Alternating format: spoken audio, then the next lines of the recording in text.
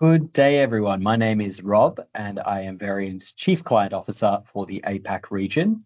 Over the next half hour or so, I will take you through an overview of a study we recently ran on Australians' reactions to AI, their perceptions, their behaviour, and the policy implications of these. But first, a quick agenda for today's presentation. We'll start off by talking through the inception of this study, why we ran it, and what we hope to achieve via the dissemination of this study. I'll then share the fieldwork method and the sample composition, followed by an overview of key results and our conclusions regarding these. But first, a note on context.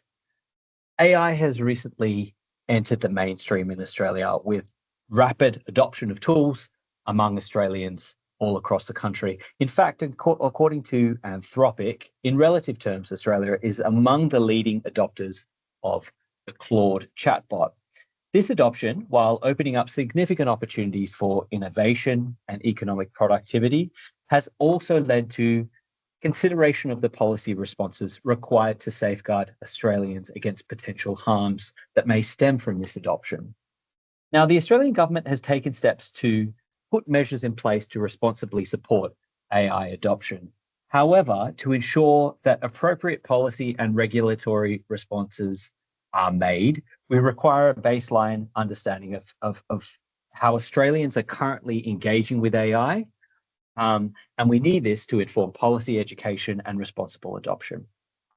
So with that in mind, this study therefore aims to measure current AI usage among Australians, identify the platforms that people are using, understand AI use cases, so what they're using these platforms for, and identify potential points of policy or regulatory intervention that may be required to safeguard citizens. Onto a brief description of the fieldwork method and field period. First, a note on the survey sample. So fieldwork was conducted last month in June 2026 with 1,251 interviews conducted online. We enforced parallel quotas of age, gender, and location to ensure that the sample was broadly representative of the Australian population in terms of these attributes. So you can see the composition of the sample up on screen. In addition to those demographic quotas that I mentioned before, 16% of the sample spoke a language other than English at home, and 16% noted that they have one or more disabilities that affected their day-to-day life. Okay, onto the results of this study, starting off with behaviours and perceptions regarding AI. Around 3/4 of Australians had used an AI in the preceding year. Now, of these, AI chatbots are by far the most utilised tool. So 6 in 10 indicated that they had used an AI chatbot in the preceding year, followed by AI image generators. These kinds of business and productivity tools, so personal assistance and AI automation tools, are a step behind. These are less used at 18% and 13% respectively. When we look at the geographic footprint of AI adoption, we note that usage is pretty consistent across Australia. However, there are areas of higher usage seemingly concentrated in urban centres. So you can see the darker brown circles over the capital cities of the states and territories. So Sydney, Melbourne, Brisbane, Adelaide, and Canberra as well. When we zoom out and we think about it in terms of a state and territory level, we note lower levels of adoption in Western Australia. We also asked Australians about the AI platforms that they use, and ChatGPT is unsurprisingly the most used platform. Aside from ChatGPT, however, there is significant heterogeneity in platform usage. So ChatGPT has that strongest market share at 65%. So around 2/3 of Australians had used ChatGPT in the preceding year. Following that, we have Gemini and Copilot at 36% and 28% respectively. And after that, there's a lot of heterogeneity across Grok and Anthropic's Claude, DeepSeek, so on and so forth. Now, when we look at cross-platform usage, we can see a strong relationship with age. This is a little bit of an interesting plot, so I'll spend a moment just decoding it for you.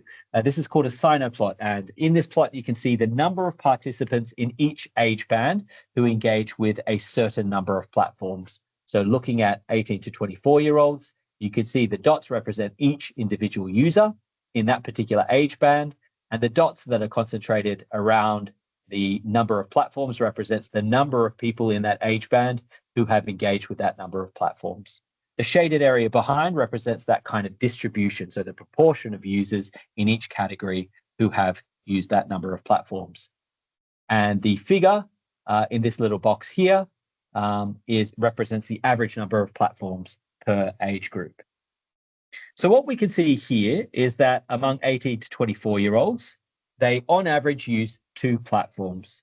And once we start looking further and further down, so across the different age bands, we note that the average number of platforms decreases all the way down to less than 1 platform for those average age 65 years or more. We also note that among the younger age groups, above the mean value, there is a significant tail of users who use more than 2 platforms. So you have significant proportions of 18 to 24-year-olds, 25 to 34-year-olds, 35 to 45-year-olds, and even 45 to 54-year-olds who use 3, 4, or even 5 platforms. We also asked those who indicated that they had used a chatbot about what they used them for. So the most common use case is a heuristic use case. And what I mean by that is that Australians use the chatbot to simplify complex topics or issues. So following this heuristic use case, day-to-day tasks such as automation of emails or documents, document generation and planning were the next most common applications. One point to be worried about is this 33% who indicated that they use AI chatbots for fact-checking or verifying information. And the reason that we should be worried about this is because of the rate of AI hallucinations, which is not yet under control from a platform perspective, which does suggest a potential area of vulnerability. So the next thing we did was break down the use cases according to category. And we can see this natural order or natural pattern of demographic use cases in terms of age or other kinds of attributes. So for professional and business use cases, such as things like planning, being more efficient, preparing for job interviews or preparing cover letters, and even providing career advice, younger people are the lead adopters. And that's particularly the case for the latter 2 categories, which relate to prospective jobs more than anything. So you can see the very, very light circles on the right-hand side represents the proportion of 18 to 24-year-olds who use chatbots for seeking career advice, around 37%, and 39% of 18 to 24-year-olds who use chatbots to prepare for interviews or prepare cover letters or presentations for job interviews. When we look at relationship use cases, such as confiding about personal issues or struggles, we can see that Australians with disability are significantly more likely to use chatbots for these functions. This is a similar pattern to what we've seen overseas, so in Singapore, for example, and we can also see this similar pattern for other kinds of emotional support, so emotional support and mood improvement, even things like having a casual conversation or simulating a conversation or role-playing. Now, this emotional and relational dimension is a significant area of concern for policymakers and regulators internationally, including in regard to AI companion apps, which is something that we'll talk about momentarily. When we asked Australians about their concerns regarding the rapid AI adoption, 7 in 10 noted that they are concerned about the generation and proliferation of disinformation and deepfakes, which is a well-founded concern, as we'll discuss a little bit later. Aside from that, 6 in 10 are worried about job loss due to automation, and around half are worried about cognitive atrophy, which is another point that we'll discuss a little bit later, as well as privacy and surveillance.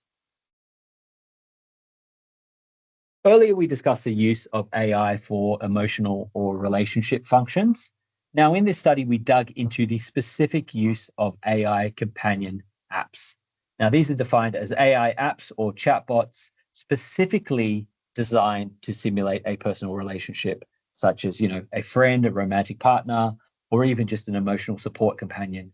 We're talking about apps like Character AI, Replika, and Nomi here. When we asked Australians about their rates of awareness and usage of these apps, around half indicated that they were aware of these apps but have not used them.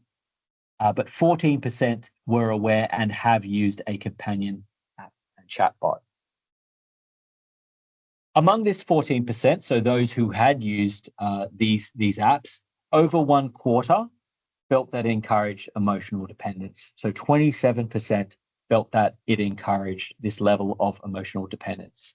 Around 1 in 8 noted that it produced explicit content, either sexual or otherwise. And a similar proportion indicated that it discouraged real-world relationships. Now, these are clear ramifications that regulators in other locations, such as the United States, have focused upon in their regulatory efforts. Speaking of regulation, we asked Australians about their support for different kinds of regulation of companion apps. And what we did see was pretty consistent levels of strong support for a majority of the regulatory approaches. The most popular of them were displaying not a real person warnings on the apps. So you had roughly 90% who supported this kind of intervention, as well as a similar proportion supporting a ban for simulated romance among minors. On to our conclusions regarding the results of this study. Firstly, as we noted at the start of today's presentation, there is consistently high usage of AI apps and platforms with relatively consistent rates of adoption across different geographies. However, the point here is to, in aiming to drive uptake, we must watch out for differential adoption, which could potentially lead to the entrenchment of employment inequality. So differential rates of adoption could lead to different rates of career progression, as well as different rates of job displacement. So elsewhere, countries like Singapore have planned for such patterns by implementing initiatives such as career bridges to support mobility of employees across sectors if they are displaced in that way. Secondly, we note that multi-platform and purpose usage is significantly higher among younger Australians, as it is often case with new technologies.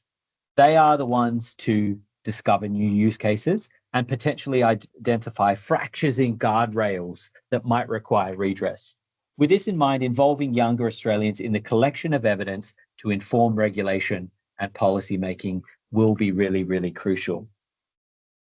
Third, we noted different use cases that point to potential future issues among different groups of Australians. So many use AI to help them navigate complex situations or texts, which may lead to issues such as cognitive atrophy. So those kinds of offloading patterns are generally okay for those who are older and who have gone through the education, but early research has highlighted issues with retention of concepts and issues when AI is used in a learning context, which could have significant ramifications for younger Australians who are currently in education. Fourth, we noted that rates of usage of chatbots for emotional support are significantly higher among Australians with disability, some of whom may be more emotionally vulnerable. So ensuring that platforms have sufficient guardrails in place for such users will be crucial in ensuring that we can safeguard the full range of Australian citizens. Lastly, when we asked Australians about their concerns regarding the rapid adoption of AI, deepfakes and misinformation comes through as the primary concern. And this is really a concern that is well-founded when we step back and look at the literature. There's been much discussion in political science and psychology about how different kinds of technological innovation, so things like AI swarms, could disrupt democratic processes and really disrupt social cohesion across different population groups. So we feel that it is important that digital literacy programs and interventions in Australia get on the front foot against these kinds of threats and really focus upon aiming to build resilience to deepfakes and different kinds of mis and disinformation. Now, given this exponential increase in the visual quality of deepfakes and therefore mis and disinformation, approaches that really focus on the content of messages rather than visual cues, such as technique-based inoculation, otherwise known as pre-bunking, are likely to be very, very promising. In summary, we note that the Australian government really has the kind of appropriate posture for entering the AI age. While it is important that we embrace new technology, we must be mindful of its ramifications and prepare our citizens for these ahead of time. So with that, I'd like to thank you once again for your time and interest. If you do have any questions regarding this study, feel free to reach out to me via email. There is also a white paper up on our website that shares some of these results, so do take a look if you're interested. If not, I wish you a good day and thank you once again.